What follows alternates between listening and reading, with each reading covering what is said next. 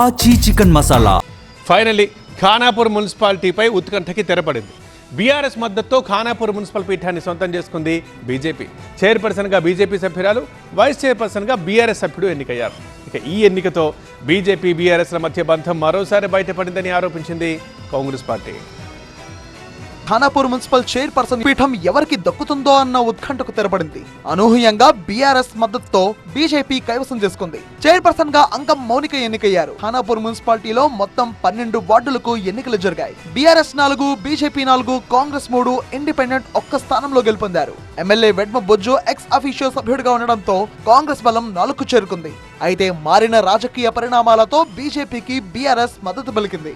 దీంతో ఖానాపూర్ చైర్మన్ పీఠం బీజేపీ కైవసం చేసుకుని అధికార పార్టీకి షాక్ ఇచ్చింది.